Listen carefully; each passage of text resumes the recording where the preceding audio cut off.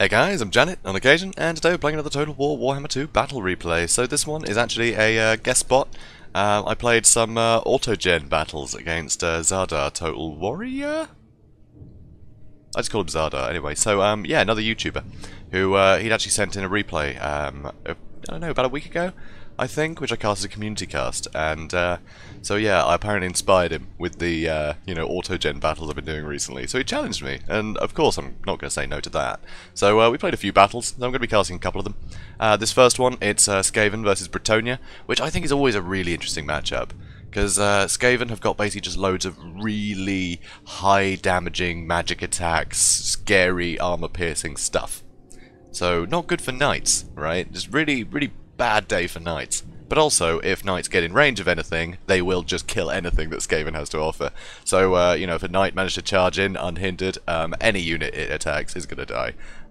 So it's pretty fun. It's an interesting sort of dynamic. So, you know, I have to keep them at arm's length. And if I can't, I'm going to take a lot of losses. So I've just got to throw fodder, trying to slow things down, get the most value out of my things that'll just be able to kill a lot. So it's pretty interesting. So front line of Skaven slaves and Skaven slave spears. So at least I've got some spears in here, even if it's just slaves. I've got some warp fire throwers, which I think is absolutely adorable. I've got an assassin, and I've got a grey seer of ruin. I've got some Skaven slave slingers. The Death Runners I think will be very useful. As you can see, they've got that ability on their melee attack. It lowers armor by 50%, which is pretty huge. So I get them on some knights. Even, you know, cheap like sort of clan rats with spears are going to do some really good work. So these guys will have a lot of utility. Also, I have two Deathglow Bombardiers. These guys will hit like absolute trucks. Very scary indeed, so they'll be able to melt a lot of the knights for me, and also a Warp Lightning Cannon, which is always useful. So the Warp Lightning Cannon, knowing that I can basically reach any cavalry anywhere on the map, I want to defend it well, so I've got some Stormburn with halberds guarding that. Other than that, it's just, you know, well, that's kind of it really. So, oh, and I do have some Gutter Runners over here that are doing some early damage to nothing in particular. But I'm basically just trying to bait out an attack. Oh, also, I do have a Doom Wheel. That's probably worth mentioning, right? So I've got a Doom Wheel. So as you can see, he's got some Knights Errant back there. He's got some Knights Errant back there, questing Knights. He's got a Blessed Field Trebuchet. He's got 4 units of Peasant Bone with Pox Arrows, and he's got an assorted front line of Peasant Mobs, Spearmen at Arms, Men at Arms, and some Foot Squires. They're led by a Prophetess of Heavens. So Prophetess of Heavens, pretty good, you know, good spells, but as your Lord choice, that's going to hurt. It's definitely going to hurt. Also, a Grail Reliquary to keep everyone, you know, backed up. So, of course, you know, once again, it's worth reminding you, these are both auto-gen armies, so it's bound to be a bit silly. So here you can see I tried to get some early damage on the Prophetess with a Warp Lightning Cannon, and she just takes so much damage so early. So I decided not to keep sniping him out because I want to deal with some of this cavalry. Because even without the Prophetess, the cavalry is going to hurt. So I can't with the Doom Wheel. So I'm trying to basically bait an attack. Okay, do some more damage to the Prophetess apparently. So I want to bait in an attack. So I want the Doom Wheel to come in, run through the Peasants, and it'll bait in all this cav, right? Because they'll want to pen him down. And the Questing Knights with their armor piercing are the perfect choice for dealing with the Doom Wheel. But that'll give me a great target, huge blobs of cavalry that I can miss completely with my cannons. So that's the idea anyway, so I can hit them with the cannons. But unfortunately, my Doom Wheel is getting really nervous here. And unfortunately, the Foot Squires, they do apparently have enough mass to be able to stop a Doom Wheel, which I did not realise. That never used to be the case. But, you know, I'm getting some good hits here with the Warp Lightning Cannon, but that was not worth the Doom Wheel getting lost there. So that's a real pity. But I hope I can get some more shots off. So, as you can see back here, he does actually have some mounted yeoman archers and some mounted yeomen, and they are going to be able to get onto this Warp Lightning Cannon very easily, just, you know, shooting at them. I've got nothing here to stop him from doing that, so that's really bad, so I will lose this cannon eventually. So, as you can see, I've got some good damage against these Knights Errant, I've got some good damage against these Questing Knights, so that's okay, you know, I've done some work, whittled them down a bit. So, over here you can see the Prophetess is charging in, pretty bold move. So, obviously just Skaven slaves here, but, you know, I do have my Grey Seer in there as well. I'm pretty sure I send the Assassin in to try and deal with them. Deal with her as well. So, yeah, there we go. So, Skaven slaves just charging in here. This cavalry is coming in, so I'm trying to reposition my Deathglow Bombardiers to start hitting these guys, because these Knights Errant will melt under that fire. And as you can see, my Warp Lightning Cannon melted under that fire. So my slaves obviously getting killed, my Gutter Runners are getting chased down by the Knights Errant, and they'll do pretty well. I need to get them in here, really. But I also kind of want to keep all these Knights Errant away from this line. So as you can see, these Knights Errant are being absolutely melted.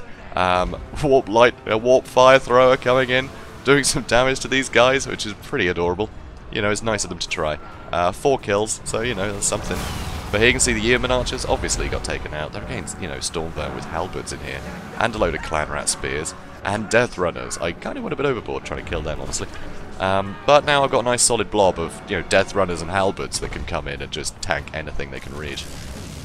So here I did actually manage to get a nice surround on these Knights Errant, which is pretty handy. So hit them with the warp lightning. Oh, over here I did actually use the 13th spell, so I did a load of damage to this infantry. And it slowed them down a lot, because I basically wanted to delay all this stuff as much as possible, add some more strength here, because I knew that he could probably win this engagement and shut down my Deathglow Bombardiers unless I did something to help. So this side, I need to win, simply because I need these Deathglow Bombardiers online to deal with all of his cavalry. So that'll be good. Unfortunately, I have nothing to deal with these Peasant Bowmen, and these guys are going to be getting a lot of damage into most of my units. You know, I don't have a lot of armor, so these are all going to be really good. So my Stormburn with halberds, they're starting to degrade, but they've kept a lot of this, infantry busy, and they've done a lot of damage to these foot squires. So pretty happy with how they did for a summoned unit, you know. But they are getting focused down a lot. But it means that, you know, my more valuable units back here that aren't going to be disintegrating because they're not summoned, they're getting off scot-free. So that's good news. So here you can see, managing to catch these mounted Yeoman archers with some clan rat spears and Skaven slave spears. So I get some good damage on them. Unfortunately, these Knights Errant are back. So, and they've got Harmonic Convergence, so they're going to be very tough, but Harmonic Convergence isn't going to help them against Deathglow Bombardiers. But it might help them kill this unit quicker. And yeah, it's looking pretty rough, especially with all this infantry coming in, and the Prophetess nearby. So now all of the archers are firing into my Grey Seer of Ruin, which is a good move, but I've got a real death blob going on here. So I've got the Assassin, the Grey Seer, Death Runners, Storm Vermin, you know, this is pretty scary. Also some Clan Rats, so pretty powerful bunch here. So here, I come in with the Doom Wheel, knowing that he'd chase me with the Questing Knights. So I managed to chase off these Peasant Bowmen. And now my Assassin and my Death Runners can get onto these Questing Knights, because these are the last sort of bastion of hope this guy has. So I definitely want to deal with them. So again, all the archers still focusing on my Grey Seer. He's taking a lot of damage. So over here, you know, load of infantry still going. But I've still got a lot of slaves, surprisingly. And Deathglow Bombardiers here. Got some Gutter Runners that are getting some damage in. So these Deathglow Bombardiers, you know, one volley into foot squires, and that is going to hurt a lot. Especially if they keep getting caught up on cheaper units. So it's pretty dangerous. So Knights Errant still not out of the picture, which is pretty amazing. So now all the Pox arrows are shooting at my Gutter Runners, which is a good call. Nice to get them killed. And you see, I've managed to chase off the, yep, there are the Questing Knights. And now these Knights Errant are getting dealt with by the Storm Vermin. But he's still got a lot of archers, he's still got the Blessed Field Trebuchet. So, you know, he could try and skirmish me a while.